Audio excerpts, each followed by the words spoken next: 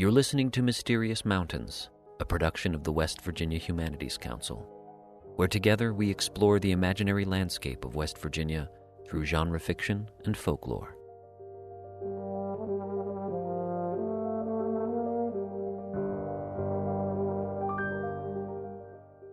Then on the morning of February 13th of 1692, while most of the clan MacDonald was asleep, they started killing them. It was a slaughter. That's West Virginia historian Stan Bumgardner, editor of Goldenseal magazine. And if what he's talking about doesn't sound like West Virginia, that's because it isn't. For reasons revealed in the story, Stan's going to share with us some history about an influential group of early immigrants to Appalachia, the Scots-Irish. But first, the mystery.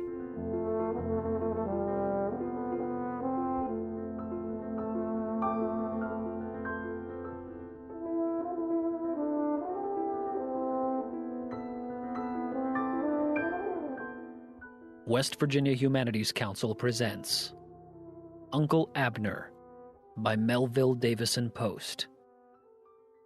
The Concealed Path, read by Kyle Warmack. It was night, and the first snow of October was in the air when my uncle got down from his horse before the door. The great stone house sat on a bench of the mountains. Behind it lay the forest, and below the pasture land of the hills. After the disastrous failure of Prince Charles Edward Stuart to set up his kingdom in Scotland, more than one great Highland family had fled oversea into Virginia, and for 100 years had maintained its customs. It was at the house of such a family that my uncle stopped. There was the evidence of travel hard and long on my uncle and his horse. An old man bade him enter. "Who is here?" said my uncle. The servant replied with 2 foreign words, meaning the Red Eagle in the Gaelic tongue, and he led my uncle through the hall into the dining room. It was a scene laid back 100 years in Skye that he came on. A big woman of middle age dined alone in a long beamed room, lighted with tallow candles. An ancient servant stood behind her chair.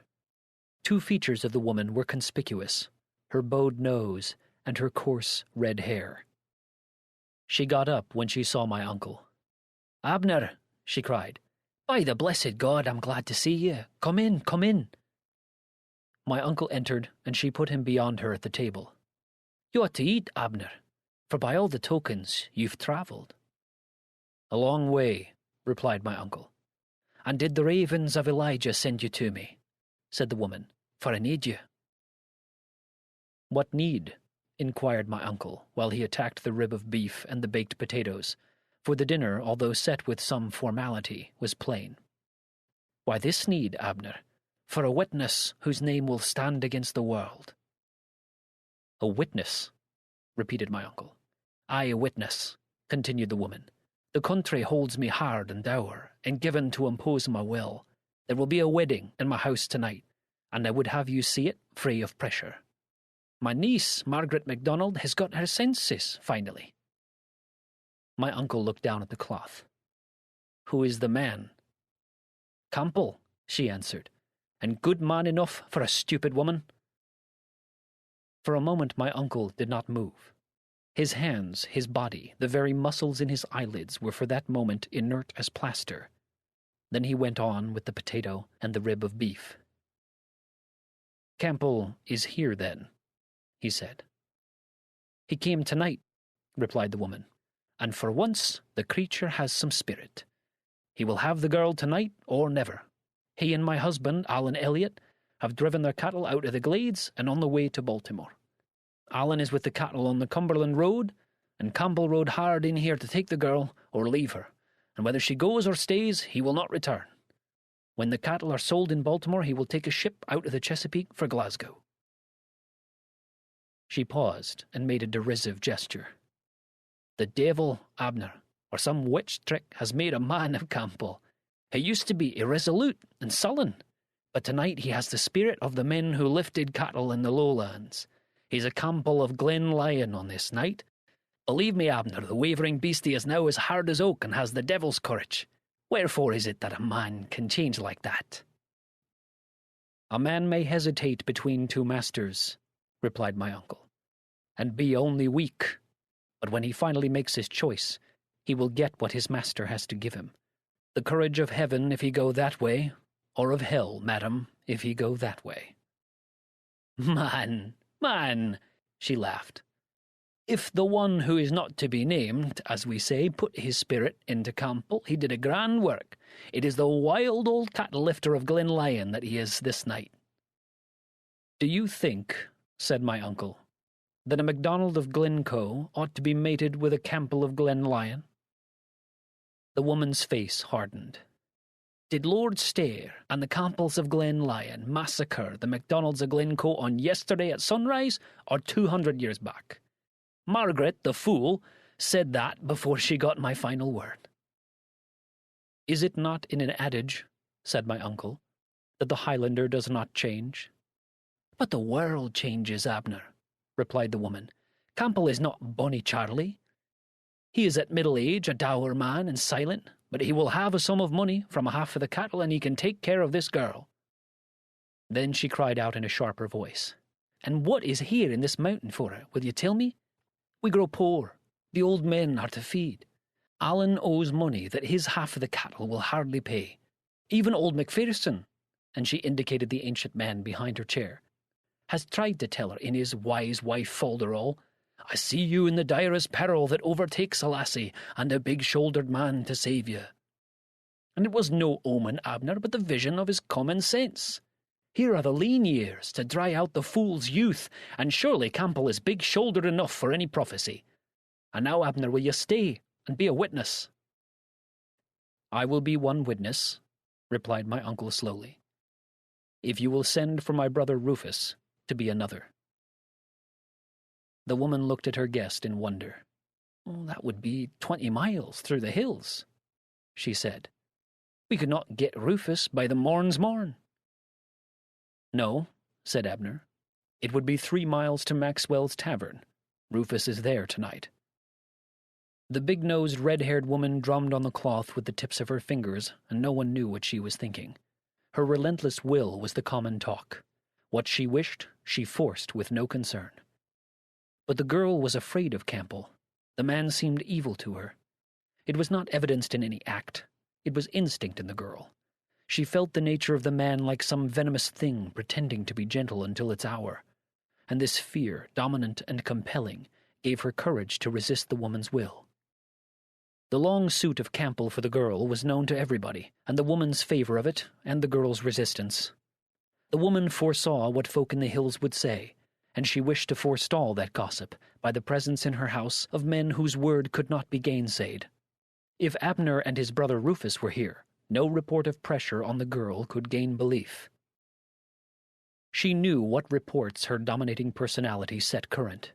She, and not her husband, was the head of their affairs, and with an iron determination she held to every Highland custom, every form, every feudal detail that she could, against the detritus of democratic times and ridicule, and the gain upon her house of poverty and lean years. She was alone at that heavy labor. Alan Elliot was a person without force. He was usually on his cattle range in the mountains, with his big partner, Campbell, or in the great drive, as now, to Baltimore. And she had the world to face. "That will be to wait," she said. "And Campbell is in haste, and the bride is being made ready by the women, and the minister is got to Maxwell's Tavern." Then she rose. "Well, I will make a bargain with you. I will send for Rufus, but you must gain Campbell over to the waiting, and you must gain him, Abner, by your own devices, for I will not tell him that I have sent out for a witness to the freedom of my niece in this affair. If you can make him wait, the thing shall wait until Rufus is come. But I will turn no hand to help." "Is Campbell in the house?" said my uncle. "Yes," she said. "And ready when the minister is come?" "Is he alone?" "Alone," she said with a satirical smile, "as a bridegroom ought to be for his last reflections." "Then," replied my uncle, "I will strike the bargain." She laughed in a heavy chuckle, like a man. "Hold him if you can. It will be a pretty undertaking, Abner, and practice for your wits, but by stealth it shall be. I will not have you bind the bridegroom like the strong man in the Scriptures." And the chuckle deepened. "And that too, I think, might be no easier than the finesse you set at. He is a great man in the body, like yourself." She stood up to go out, but before she went, she said another word. "Abner," she said, "you will not blame me." And her voice was calm. "Somebody must think a little for these pretty fools. They are like the lilies of the field in their lack of wisdom. They will always bloom, and there is no winter. Why, man, they have no more brain than a haggis. And what are their little loves against the realities of life? And their tears, Abner, are like the rains in summer, showering from every cloud. And their heads crammed with folderol. A prince will come, and they cannot take a good man for that dream." She paused and added, "I will go and send for Rufus, and when you have finished with your dinner, Macpherson will take you into Campbell." The woman was hardly gone before the old man slipped over to Abner's chair. "Mon," he whispered, "hae ye a wee drop?" "No liquor, Macpherson," said my uncle. The old man's bleared eyes blinked like a half-blinded owl's. "It would be gran, a wee drop the night," he said. "For joy at the wedding," said my uncle. "Na, mon, na, mon." Then he looked swiftly around. "The eagle ha beak and talons, and what ha the dove, man?" "What do you mean, Macpherson?" said my uncle. The old creature peered across the table. "Ye ha grand shoulders, man," he said. My uncle put down his fork. "Macpherson," he said, "what do you beat about?" "I'm horned," he replied, "with a cowl, and I can see." "And what do you see?" inquired Abner. "A vulture flying," said the old man, "but his own coat dark beneath him."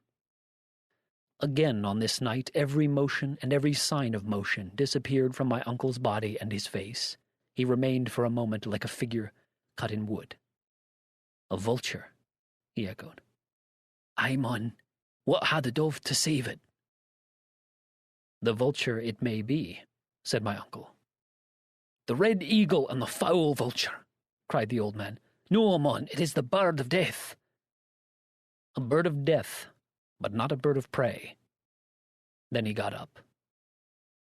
"You may have a familiar spirit, Macpherson," he said coldly, "for all I know. Perhaps they live on after the Witch of Endor. It is a world of mystery. But I should not come to you to get up Samuel, and I see now why the Lord stamped out your practice. It was because you misled his people. If there is a vulture in this business, Macpherson, it is no symbol of your bridegroom. And now will you take me into Campbell?" The old man flung the door open, and Abner went out into the hall. As he crossed the sill, a girl, listening at the door, fled past him. She had been crouched down against it. She was half-dressed, all in white, as though escaped for a moment out of the hands of tiring women. But she had the chalk face of a ghost, and eyes wide with fear. My uncle went on as though he had passed nothing, and the old Scotchman before him only wagged his head, with the whispered comment, "It would be gran, a wee drop tonight." They came into a big room of the house with candles on a table and a fire of chestnut logs. A man walking about stopped on the hearth. He was a huge figure of a man in middle life. A fierce light leapt up in his face when he saw my uncle. "Abner," he cried, "why does the devil bring you here?" "It would be strange, Campbell," replied my uncle, "if the devil were against you. The devil has been much maligned. He is very nearly equal, the Scriptures tell us, to the King of Kings. He is no fool to mislead his people and to trap his servants. I find him always zealous in their interests, Campbell, fertile in devices, and holding hard with every trick to save them. I do not admire the devil, Mr. Campbell, but I do not find his vice to be a lack of interest in his own." "Then," cried Campbell, "it is clear that I am not one of his own. For if the devil were on my side, Abner, he would have turned you away from this door tonight." "Why, no," replied my uncle with a reflective air. "That does not follow. I do not grant the devil a supreme control. There is one above him, and if he cannot always manage as his people wish, they should not for that reason condemn him with a treasonable intent." The man turned with a decisive gesture.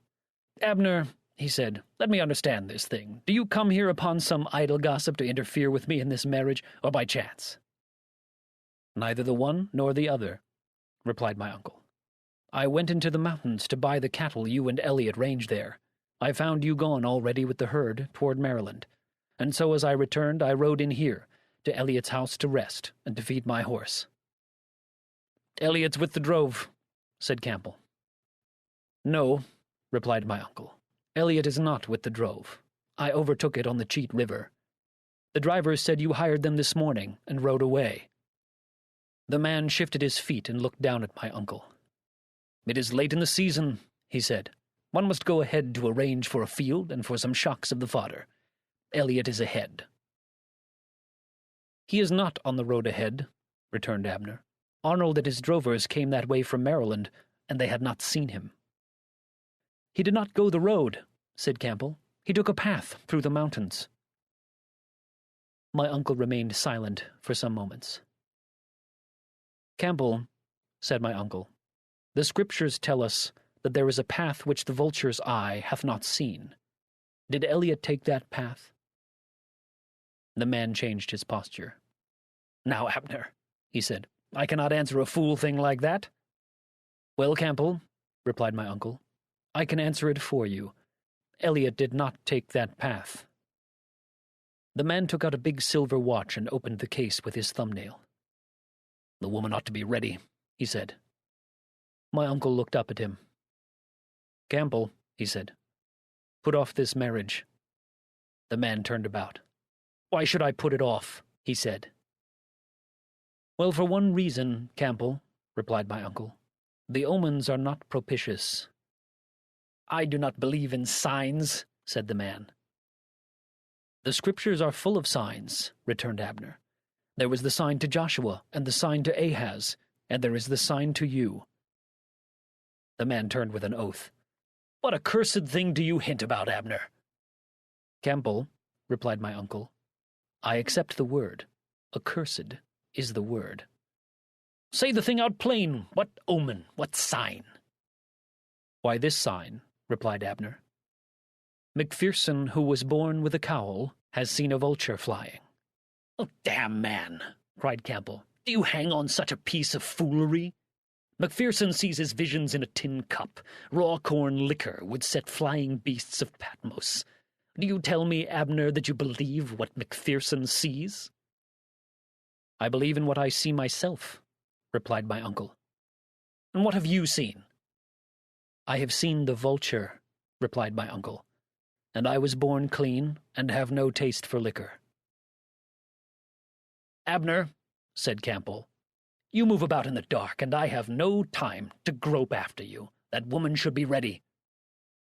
"But are you ready?" said my uncle.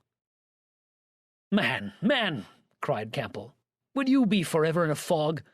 Well, travel on to Satan in it. I am ready, and here are the women." But it was not the bride. It was Macpherson to inquire if the bride should come. My uncle got up then. "Campbell," he said in his deep, level voice, "if the bride is ready, you are not." The man was at the limit of forbearance. "The devil take you," he cried. "If you mean anything, say what it is." "Campbell," replied my uncle, "it is the custom to inquire if any man knows a reason why a marriage should not go on. Shall I stand up before the company and give the reason while the marriage waits, or shall I give it to you here while the marriage waits?" The man divined something behind my uncle's menace. "Bid them wait," he said to Macpherson. Then he closed the door and turned back on my uncle, his shoulders thrown forward, his fingers clenched, his words prefaced by an oath. "Now, sir," and the oath returned, "what is it?" My uncle got up, took something from his pocket, and put it down on the table. It was a piece of lint twisted together, as though one had rolled it firmly between the palms of one's hands. "Campbell," he said, "as I rode the trail on your cattle range in the mountains this morning, a bit of white thing caught my eye. I got down and picked up this fragment of lint on the hard ground. It puzzled me. How came it thus rolled? I began to search the ground, riding slowly in an ever-widening circle. Presently I found a second bit, and then a third, rolled hard together like the first. Then I observed a significant thing. These bits were in line, and leading from your trail down the slope of the cattle range to the border of the forest. I went back to the trail, and there on the baked earth, in line with these bits of lint, I found a spot where a bucket of water had been poured out. Campbell was standing beyond him, staring at the bit of lint. He looked up without disturbing the crouch of his shoulders. "Go on," he said. "It occurred to me," continued my uncle, "that perhaps these bits of lint might be found above the trail, as I had found them below it, and so I rode straight on up the hill to a rail fence. I found no fragment of twisted stuff, but I found another thing, Campbell. I found the weeds trampled on the other side of the fence. I got down and looked closely. On the upper surface of a flat rail, immediately before the trampled weeds, there was an impression as though a square bar of iron had been laid across it." My uncle stopped, and Campbell said, "Go on." Abner remained a moment, his eyes on the man. Then he continued. "The impression was in a direct line toward the point on the trail where the water had been poured out. I was puzzled. I got into the saddle and rode back across the trail and down the line of the fragments of lint. At the edge of the forest, I found where a log heap had been burned. I got down again and walked back along the line of the twisted lint. I looked closely, and I saw that the fragments of dried grass and now and then a ragweed had been pressed down, as though by something moving down the hillside from the trail to the burned log heap. Now, Campbell," he said, "what happened on that hillside?" Campbell stood up and looked my uncle in the face. "What do you think happened?" he said. "I think," replied Abner, "that someone sat in the weeds behind the fence with a half-stocked, square-barreled rifle laid on the flat rail, and from that ambush shot something passing on the trail, and then dragged it down the hillside to the log heap. I think that poured-out water was to wash away the blood where the thing fell. I do not know where the bits of lint came from, but I think they were rolled there under the weight of the heavy body. Do I think correctly, Campbell?" "You do," said the man. My uncle was astonished, for Campbell faced him, his aspect grim, determined, like one who at any hazard will have the whole of a menace out. "Abner," he said, "you have trailed this thing with some theory behind it. In plain words, what is that theory?" My uncle was amazed. "Campbell," he replied, "since you wish the thing said plain, I will not obscure it. 2 men own a great herd of cattle between them. The herd is to be driven over the mountains to Baltimore and sold.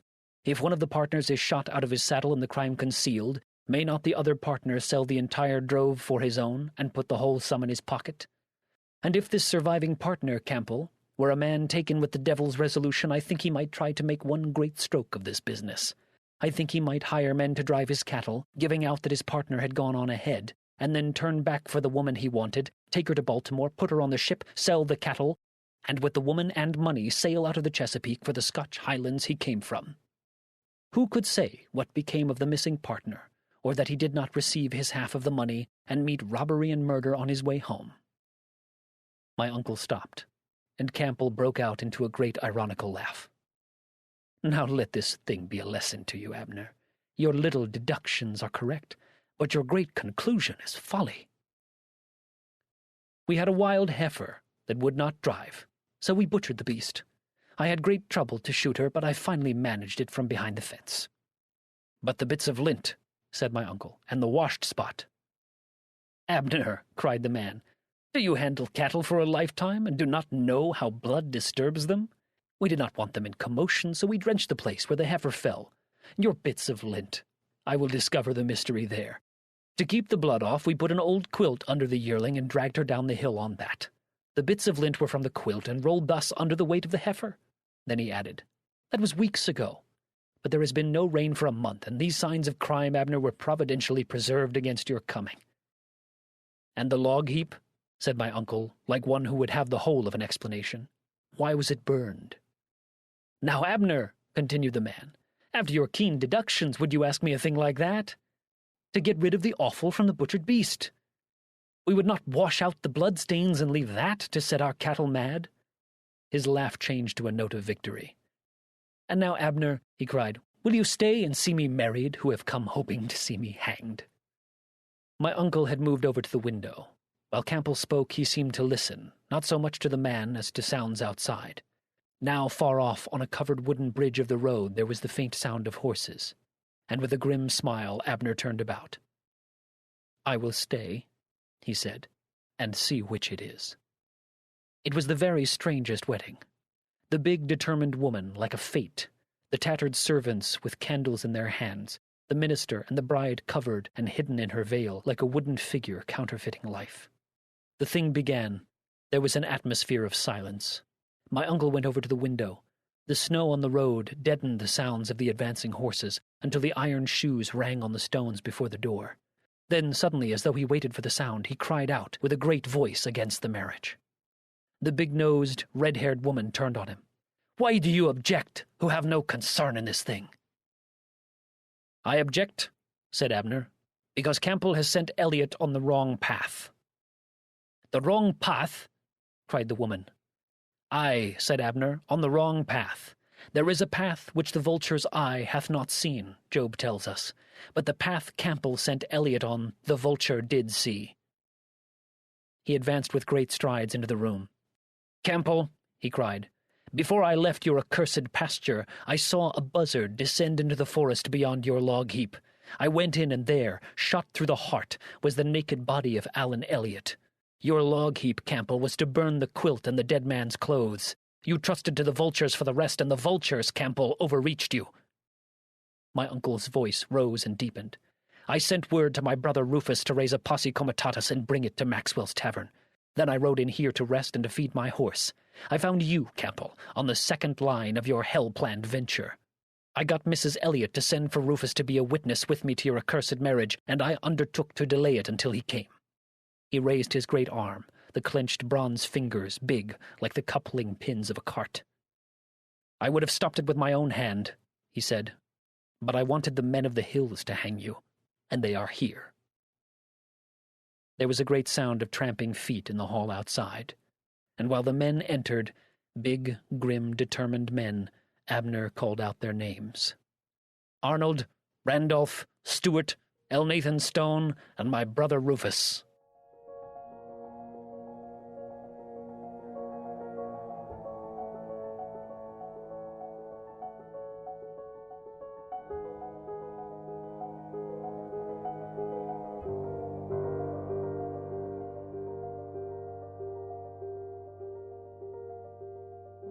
The concealed path is a bit of a wild ride, seeming to range from a mythical Highland-inspired backwoods West Virginia to the long cattle drive to Baltimore.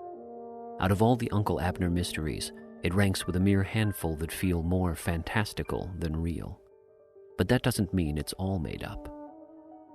Joining me to discuss matters both Scottish and Appalachian is a West Virginia historian who needs little introduction to most lovers of Mountain State antiquity.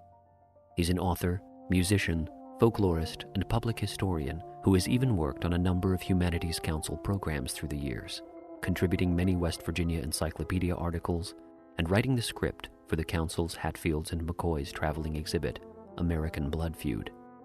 For the rest, I'll let Stan Bumgardner himself tell it. I am the editor of Goldenseal magazine, which has been West Virginia's magazine of traditional life, history, and culture since 1975. It's a quarterly magazine, and we've done nearly 200 issues since we started.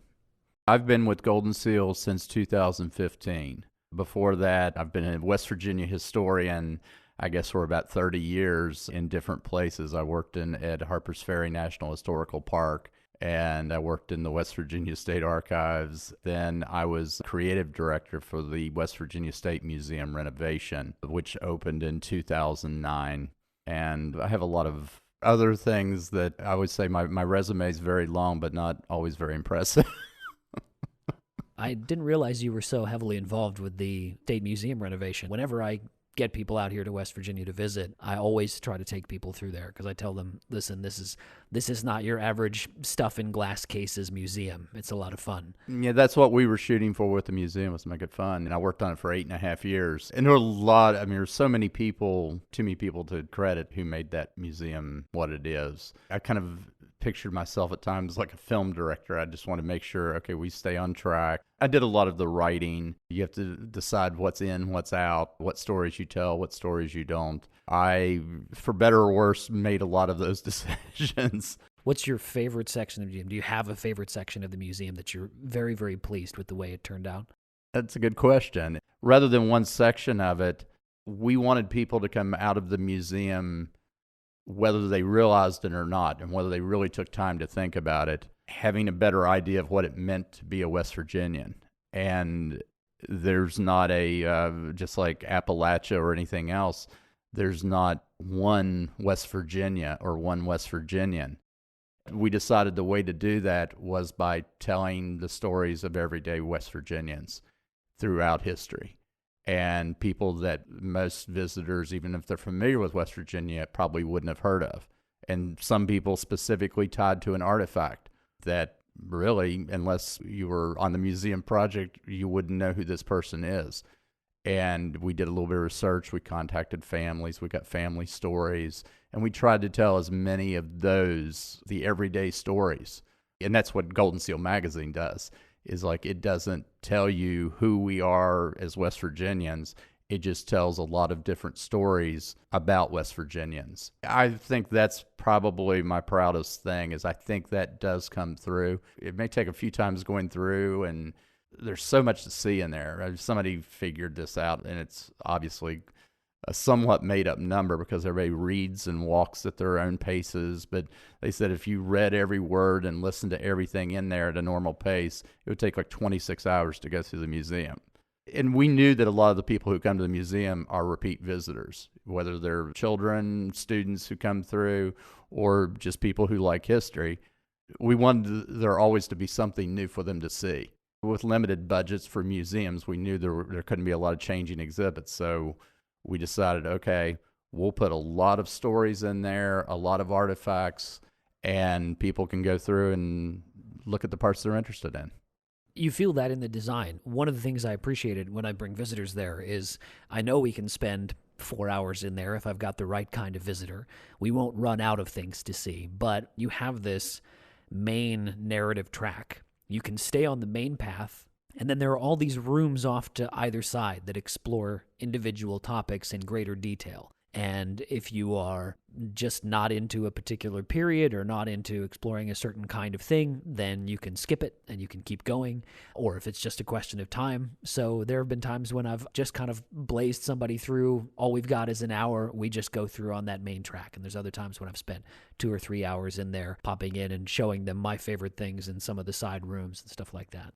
I'm glad you mentioned that, and I'm glad you said 1 hour, because we had many target audiences, but first and foremost would be school groups. So we talked to the tour guides, we talked to the front desk people, and when student groups come in, they want to tour the Capitol and the governor's mansion and everything else. We knew they had about an hour to go through the State Museum. So that was one of the things we worked with the designers originally and said, okay, we need a 1 hour experience, but we want something more in depth for people who really want to come in and learn about prehistory or statehood. The West Virginia Humanities Council actually played a big role in that, and the director, now retired Ken Sullivan, he and I worked together on that show pass script quite a bit. And as two historians, it was a struggle constantly to cut words. Yeah, it's much harder to do a shorter thing than a longer thing. A longer thing you can take all the time you want. Yes.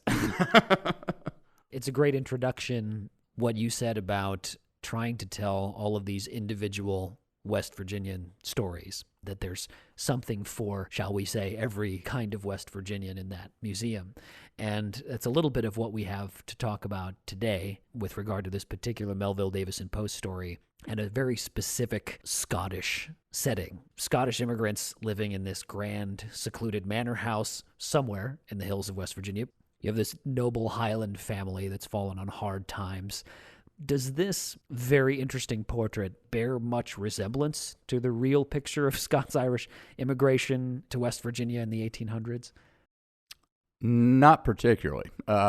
It's not a criticism of Post for doing it. I mean, he used artistic license to tell a story, and it is very reminiscent of life in the Scottish Highlands, though. He kind of transplanted a Scottish Highland story that would have fit very well in that setting into West Virginia. He just moved it across the ocean. But people in the Scottish Highlands once had great wealth, and through series of wars, inner wars among the clans, and also battles and fights against England over the years, by the 1600s and 1700s, it was kind of what you see in the Post story, which is, to a great extent, impoverished people, but the heads of these clans still lived in these Gothic castles. What Post is portraying would be very familiar to people who lived in the Scottish Highlands at that time, but it's not really reflective of anything I'm familiar with in West Virginia. You know, he mentions the massacre of Glencoe in the story. He actually spent his honeymoon in Glencoe. And Post is big on stealing things from his own life to put in his mysteries. So I'm suspecting that's where he lifted the atmosphere and became acquainted with this particular story. But if we did have Scottish immigrants here to West Virginia and Scots-Irish, and what is a picture of that immigration more like? The early settlement in the Appalachians in general was what we call Scots-Irish, which isn't really a real term. I mean, I don't believe they used that in the British Isles.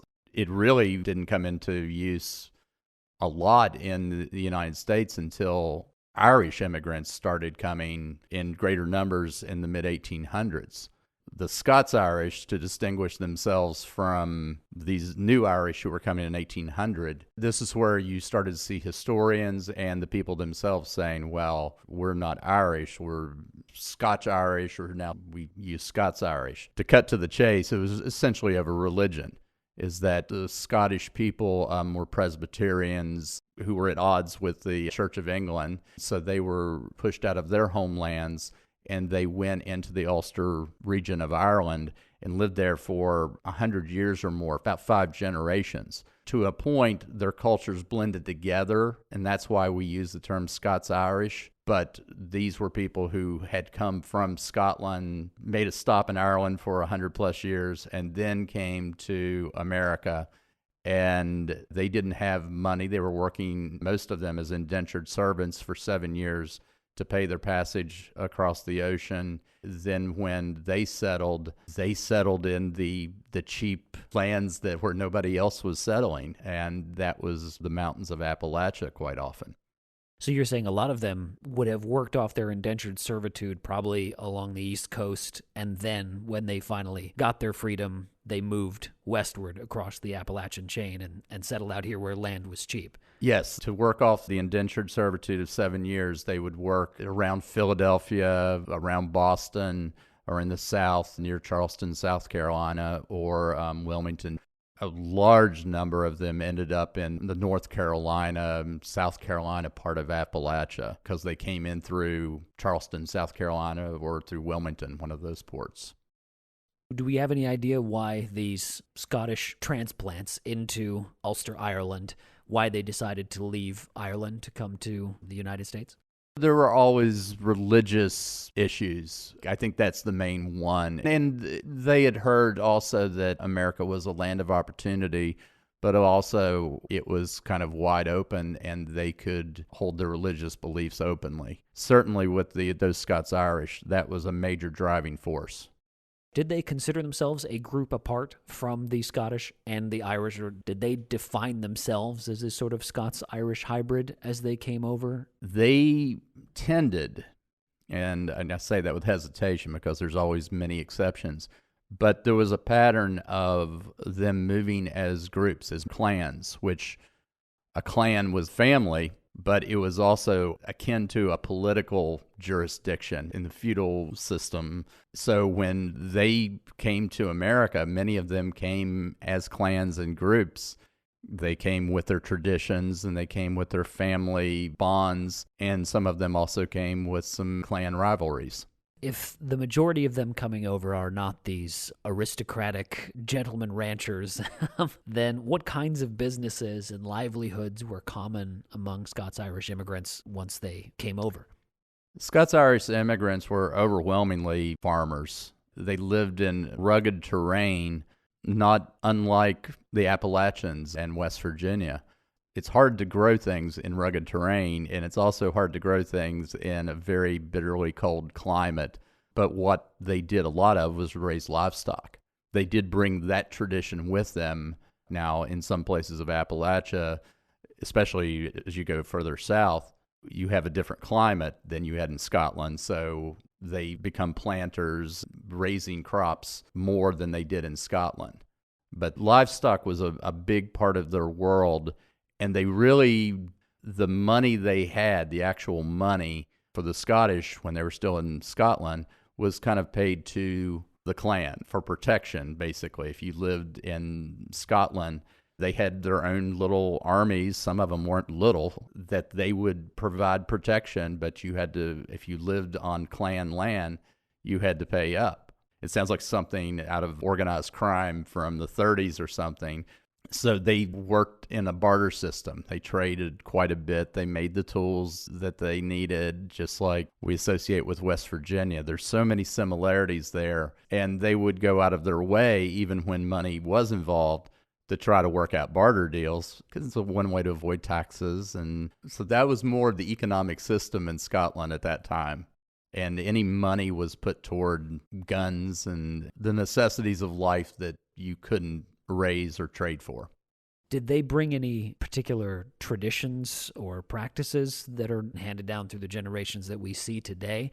The Scots-Irish, and really the British Isles in general, sometimes I think we leave the English out of this conversation a little more than we should, but they handed down many of the traditions that we associate very closely with being Appalachian traditions. And the best example is in mountain music. When you hear old fiddle tunes, or you go to the Vandalia gathering, or things like that, where you have people playing old-time music, as we call it now, most of that traces very closely to the British Isles, and particularly the Scots-Irish. And that's why it's sometimes, just like you tracing your family history into a family tree, you can trace back fiddle tunes, some of them going back at least to the 1500s. But because the Scots and Irish lived in this Ulster region for over 100 years, it's hard to distinguish sometimes what was an Irish part of a tune to a Scottish part to an English part. But that's the roots of early country music. I'm not sure today's popular country music, but certainly bluegrass music grew out of that old mountain music. So a lot of the music traditions that we still have today, we can directly trace to the Scots-Irish and the British Isles. Insofar as there is an Appalachian identity, which obviously there are many, many ways to be Appalachian. There's a huge amount of diversity in the region. Scots-Irish immigration in general is given a lot of airtime as perhaps the most influential immigrant group. Is this an accurate representation to sort of typify the region as being largely Scots-Irish in terms of their roots? There's a lot of diversity in Appalachia today, and there has been for really 150 years or so. But those early settlers in the 1700s particularly, they were primarily Scots-Irish, and then the other group would be Germans, who often get left out of this. And the Germans, too, kind of moved in their own way. They had their own kind of clannish ways of moving to areas, and they moved as a whole group for many of the same reasons. Religious persecution was one of them. All of Europe was in war, it seems like, for hundreds of years and hundreds of years beyond that. And then after the Reformation, then there were these wars over Protestantism versus Catholicism. And some of the Germans who were, we see in West Virginia, a lot of Lutherans and Mennonites come to this area so they can practice their religion. So I think that's probably from those early settlers, that's the main group that often gets left out when we portray it as just Scots-Irish, because there were many, many Germans, and I can say personally, I'm mostly of German ancestry, and they settled in Pendleton County, what's now West Virginia, in the 1740s, which is extremely early for any settlement in West Virginia. When does this portrait start to change? When does the Scots-Irish predomination of immigration start to fade and new groups start to come in? In terms of Appalachia, the first major wave of a non-Scots-Irish or German group would be the Irish, who came in about the time of the Great Famine. You start seeing the 1840s and the 1850s. And again, many of them go to the cities, but some of them make their way to really the only city we had in what's now West Virginia at the time, which was Wheeling. Wheeling developed a major Irish population, and then there were pockets of Irish who would settle together in the mountains, where we get the diversity in Appalachia. And I hesitate to call it settlement. There were certainly African slaves and slaves of African descent throughout Appalachia, less in the mountains and where the small farms were, but slavery existed in Appalachia. The main thing is it couldn't thrive. You see it more in like Tidewater, Virginia, for instance, where you have massive plantations. The mountains didn't lend themselves to having a lot of money and being able to even afford slaves. After the Civil War, when you have the Industrial Revolution finally kind of comes to West Virginia, with the railroads and the coal industry and the steel and all these other industries that boomed in the late 1800s and early 1900s, that's when you see former slaves coming to this area of their own choice, the children of slaves coming to build the railroads, and former slaves building the railroads, the children of slaves working in the coal mines. And then you also have a lot of immigration from Europe, particularly Eastern Europe, many Italians. Overwhelmingly, the biggest group of immigrants to come to West Virginia were the Irish, but also you had Poles and Czechs and Russians, and you had a new influx of English immigrants, particularly Welsh, people from Wales who they had worked in coal mines in Wales, so they came to West Virginia because that's where coal mines were. I'm going to have to ask because I think it's too interesting of a story, and I think you know something about it, about the massacre of Glencoe. Because it is mentioned directly in the story, I think it's worth kind of sharing with the audience what that's all about. The massacre of Glencoe occurred on February 13th, 1692. It was in the Scottish Highlands. Not to go down the rabbit hole of all the English and Scot history that goes back of centuries of fighting, and they were fighting over many things, but religion was a principal thing.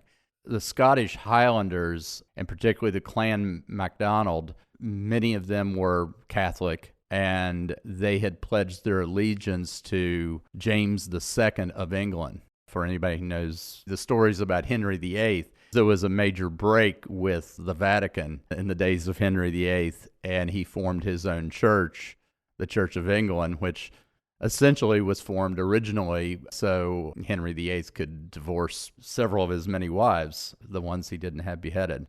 So the Church of England became the official church. When James II of Scotland from the House of Stuart ascends to the throne, he's Catholic. He doesn't say it outwardly, but he's raising his children Catholic. He practices Catholicism, and this isn't a very well-hidden secret. That was a problem for the English, and Parliament basically replaced him with a guy named William of Orange.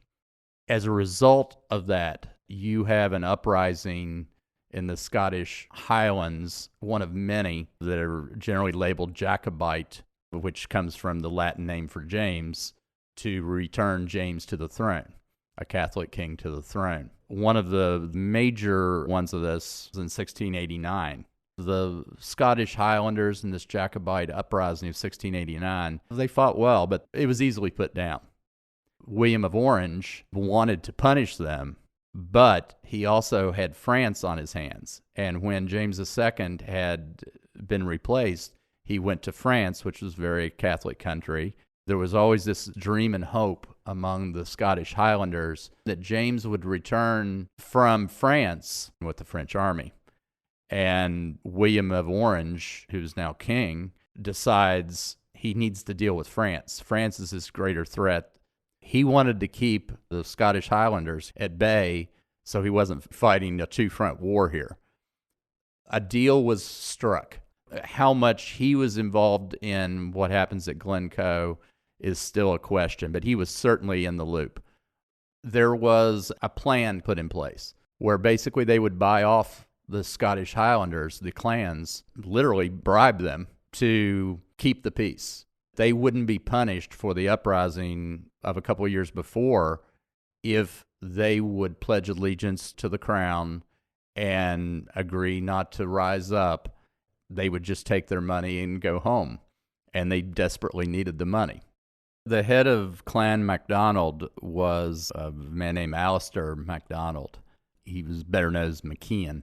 He delayed because he wanted to hear the word from James in France whether he should take this deal, but it was probably also to show his disapproval with the deal he was about to accept.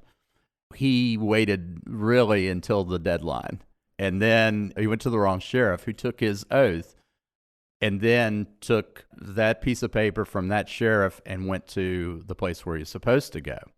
And they accepted it.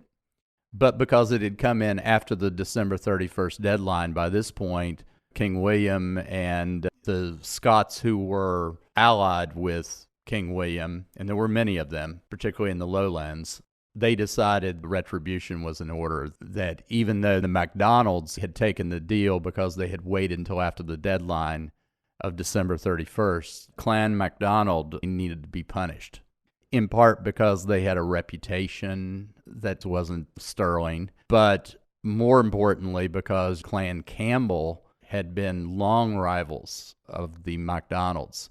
When I say long rivals, so long that nobody knows what it started over. And the Campbells, they had put their lot with King William. They came up with a plan. And there's somewhere between 120 to 200 troops, and you read different accounts. They were redcoats. They had the British regular uniform, but they couldn't really attack them directly because of where Glencoe and just how it's situated geographically. It was very hard to do a straight-on attack. What these troops did is they went to Glencoe, the homeland of Clan MacDonald, and they asked for billet or housing. Now, it may seem unusual that you've got two feuding clans and the MacDonalds decide to put up these troops for nearly 2 weeks. But the alternative was paying taxes. If you would put up the troops in your houses, especially in the middle of winter, you could get out of paying some taxes. And again, they were very short on money. They were Scottish troops, but they were under King William. And they lived in the houses of Clan MacDonald for 12 days. They ate their food. They slept in their houses. Then on the morning of February 13th of 1692, while most of the Clan MacDonald was asleep, they started killing them. It was a slaughter. They shot many people in the back, and they did kill MacIan, Alistair MacDonald. The troops that blocked the one easy getaway, some members of the Clan MacDonald, and there were hundreds, fled into the hills, into the mountains in February in Scotland. And it was almost like blizzard conditions on the day of the massacre. You see different numbers, somewhere between 25 to 38 were killed in the massacre, but untold numbers, I mean, you read from 40 up into the hundreds, died of frostbite from going into the mountains and being forced out of their homes. It was a brutal event. It became kind of a rallying cry and a thing that bound people of the Clan MacDonald together. And even other Scot. You saw this as an attack, first of all, by England against the Scottish Highlanders. So, like, remember the Alamo, was essentially remember Glencoe. That's why that massacre was seen as so brutal, because there have been a lot of events like this in the history of the British Isles. It's not exceptional as an event, except for the fact of how well planned it was, that this wasn't just, somebody lost their head in the fog of war. This is a well planned out and executed massacre. Many people who are descended from the Scots Highlands look to that event as the most offensive thing that could have happened in their entire history with England. Back in Post's world here that he's constructed, this is kind of a big deal that the matriarch of the MacDonald clan is saying to, I believe she says it to Abner, it's not like it happened yesterday, basically. It's happened 200 years ago. It's no big deal. You're saying that the cultural memory and legacy of this event has extended far past the Jacobite rebellions.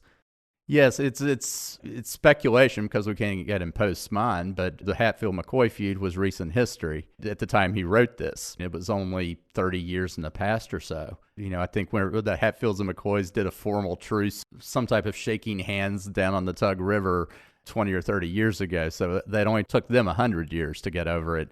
What she's saying in the story is that it's 200 years now. There's no direct associations with Clan MacDonald or Clan Campbell or the massacre. That's the closest comparison I could say, is where even in the height of the Hatfield-McCoy feud, you had the romance between John Hatfield and Rosanna McCoy.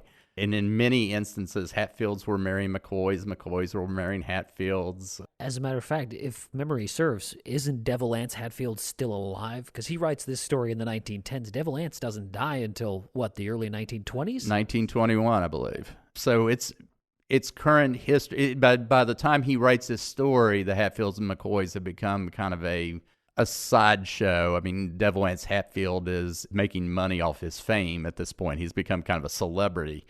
And the Hatfield-McCoy story was known across the country. Devil Anse Hatfield, they made a movie about it in 1915, and Devil Anse plays himself in the movie. It's a long-lost movie. There's some stills from it, which is what we associate with some of the photos of Devil Anse Hatfield. But this would have been fresh in Post's mind. There's a lot of parallels I see between the Hatfields and McCoys and the MacDonalds and the Campbells in his story. I think it would be quite a coincidence that he wasn't thinking about the Hatfields and McCoys. So even if it doesn't historically make sense for these Scottish Highlanders to be here, there's a certain poetic reality to it, you're saying.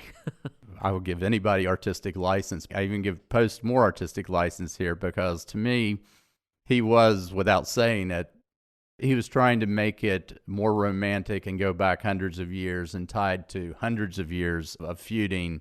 But in some ways, he could have changed the names to Hatfield and McCoy. It would have made just as much sense. Probably more people would have known what he was referring to because I don't know how much of the massacre of Glencoe was taught in Harrison County schools.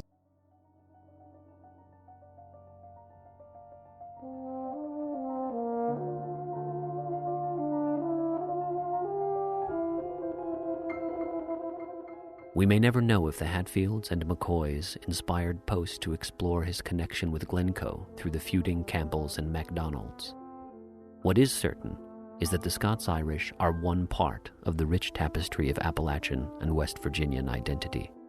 In the very same decades during which sensationalized media coverage of rare episodes like the Hatfield-McCoy feud were beginning to perpetuate stereotypes of Appalachians as backwards, uneducated, vindictive hillfolk, the region was seeing one of its greatest periods of diversity.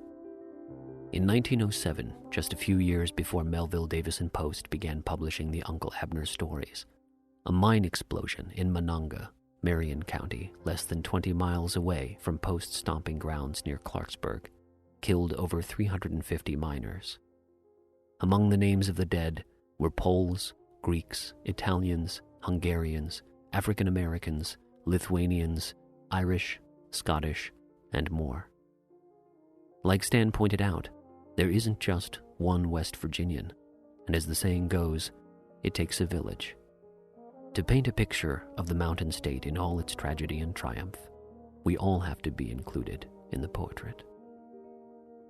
A big thank you to Stan Bumgardner for joining us.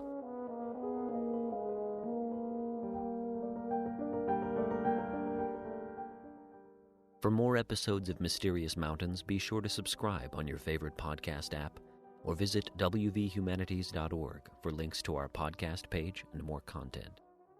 You can also follow the West Virginia Humanities Council on Facebook, Instagram, and Twitter. The West Virginia Humanities Council is the state affiliate of the National Endowment for the Humanities. The Council is an independent, nonpartisan nonprofit supported by the NEH, the state of West Virginia, contributions from the private sector, and people like you. Its statewide mission is to support a vigorous educational program in the humanities across West Virginia. This audio production of Mysterious Mountains is copyright 2021 by the West Virginia Humanities Council. Our theme song is Appalachian Impressions Movement 2, A Train Through Snowy Thurmond by Matthew Jackford, used with permission.